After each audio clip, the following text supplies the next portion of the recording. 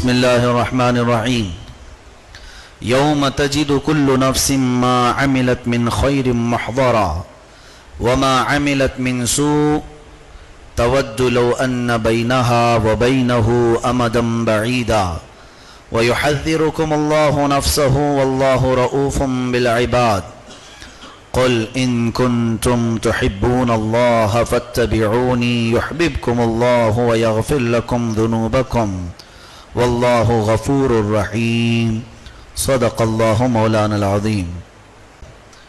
اللہ فرماتا ہے جس دن ہر انسان، ہر جان جو بھلا کام کیا اسے سامنے حاضر پائے گا، جو اچھا کام کیا وہ بھی سامنے دیکھے گا، وما عملت من سوء، اور جو برا کام کیا اسے بھی وہ دیکھے گا۔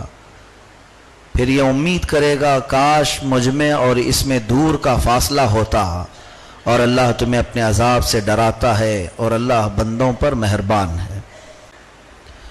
اب آگے چل کر جو آیت آج تلاوت ہوئی ہے، قل ان کنتم تحبون اللہ، اے محبوب تم فرما دو کہ لوگوں اگر تم اللہ کو دوست رکھتے ہو، اللہ سے محبت کرتے ہو، فاتبعونی، میرے فرما بردار ہو جاؤ، یحببکم اللہ، اللہ تمہیں دوست رکھے گا، اللہ تم سے محبت کرے گا، ویغفر لکم ذنوبکم، اور تمہارے گناہ بخش دے گا، واللہ غفور الرحیم، اور اللہ بخشنے والا مہربان ہے۔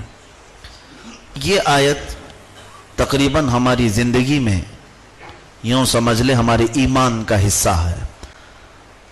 خطبہ جمعہ میں سنتے ہوں گے آپ، جس میں تنبیہ کی جاتی ہے، جس کا مطلب یہ ہے خبردار اس کا ایمان ہی نہیں جس کے اندر ان کی محبت نہیں، اس کے پاس ایمان ہی نہیں جس کے اندر ان کی محبت نہیں، اس کا ایمان نہیں جس کے دل میں ان کی محبت نہیں۔ یہ حضور پاک صلی اللہ علیہ وسلم کی محبت کے سلسلے میں برسوں سے سنتے آئے مقررین سے، واعظین سے، کہ حضور سے محبت کرنا یہ ہمارے ایمان کا حصہ ہے۔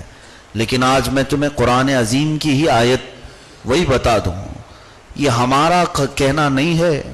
لوگ یہ سوچتے ہوں کہ مولوی حضرات یہ کہتے ہیں کہ حضور سے محبت کریں، نہیں، اللہ خود فرماتا ہے، خود رب ذوالجلال فرماتا ہے کہ اے محبوب آپ خود ان سے فرما دیں، جو یہ چاہتا ہے کہ اللہ اس سے محبت کرے تو اسے چاہیے کہ وہ پہلے رسول کی پیروی کرے، حضور کا ہو جائے تو اللہ اس کا ہو جائے۔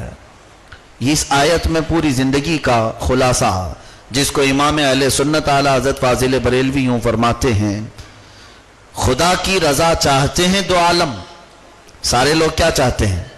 اللہ ہم سے راضی ہو جائے، سب کی یہی تمنا ہے، اے اللہ تو ہم سے راضی ہو جا۔ پورے کائنات میں جو بھی ہیں وہ چاہتے ہیں اللہ کی رضا، خدا کی رضا چاہتے ہیں دو عالم، خدا چاہتا ہے رضائے محمد صلی اللہ علیہ وسلم، رب تبارک و تعالی اپنے حبیب کی رضا چاہتا ہے۔ یہ آیت کا مفہوم ہے۔ اس آیت میں یہی کہا گیا۔ یہ آیت کب نازل ہوئی، کس لیے نازل ہوئی، یہ بھی بتا دو، اس کا شان نزول۔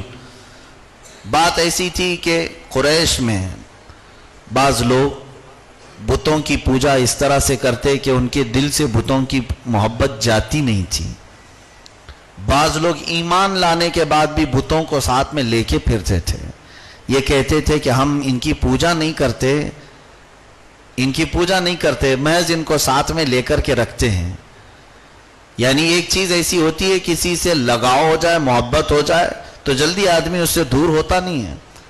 اللہ کے نبی صلی اللہ علیہ وسلم نے ان کی تھوڑی نا اس چیز کو رعایت کیا کہ چلو برسوں سے محبت کر رہے ہو، چند دن ان کو چھوڑ دیا جائے۔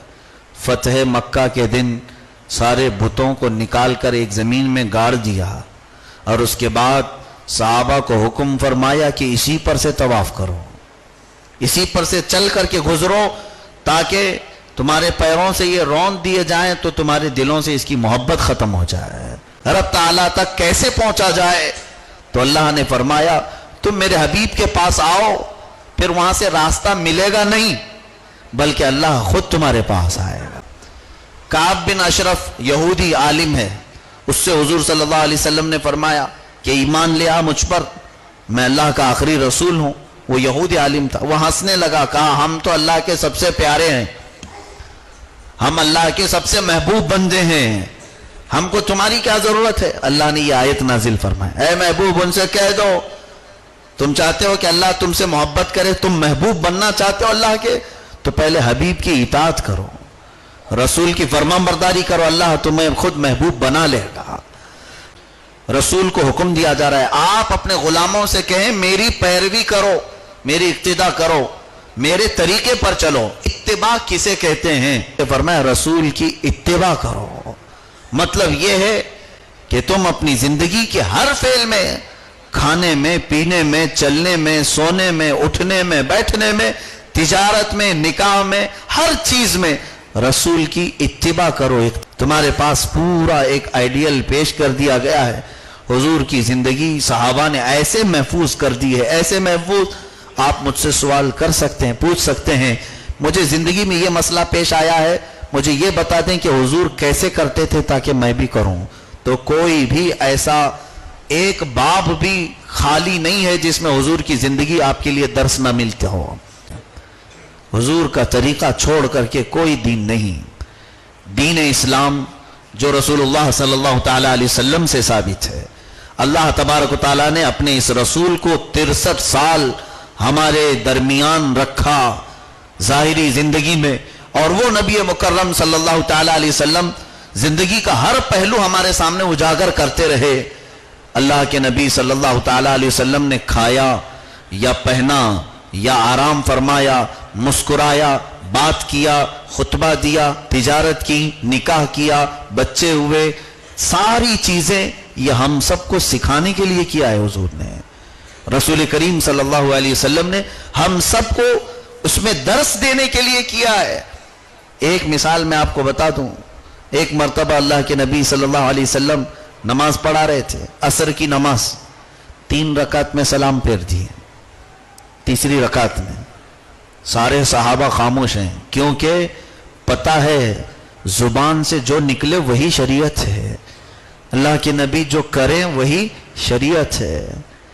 کوئی کچھ نہیں پوچھا۔ ایک صحابی ہیں ذو الشمالین، وہ کھڑے ہوئے، سوال کرنے کا ادب کا انداز بھی دیکھیں ہیں۔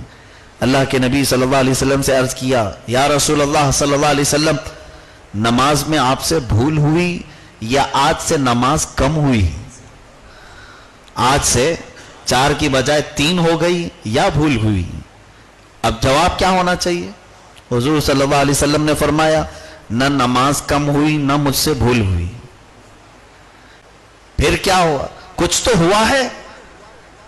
تو حضور پاک صلی اللہ علیہ وسلم کا یہ جواب دینا، محدثین فرماتے ہیں سہو کے مسائل، سجدہ سہو کرتے ہیں، یہ مسائل کی تربیت کے لیے اللہ کے نبی صلی اللہ علیہ وسلم سے یہ کرایا گیا، تاکہ درس امت کے لیے ہر کام میں۔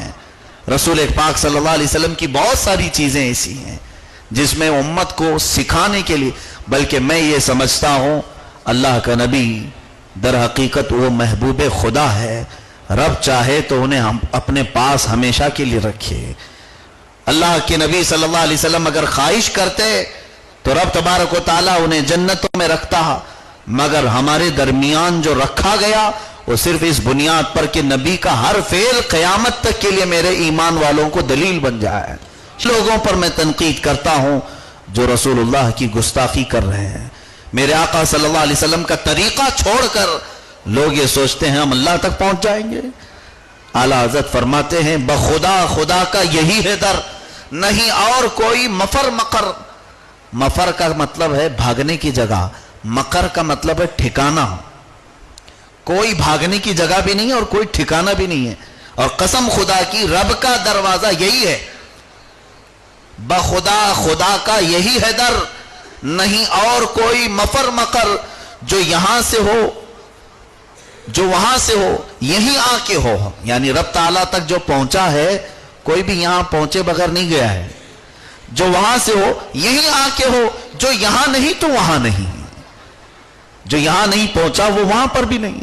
حضور پاک صلی اللہ علیہ وسلم کے طریقے کو چھوڑ کر لوگ یہ سوچتے ہیں چاہے 1000 صوفی بنو، زندیق بن جاؤ گے، شیطان بن جاؤ گے، کوئی کتنے بھی دنیا کا پیر ہو، نبی کونین صلی اللہ علیہ وسلم کے طریقے کو چھوڑ کر وہ پیر نہیں، شیطان بن جائے گا۔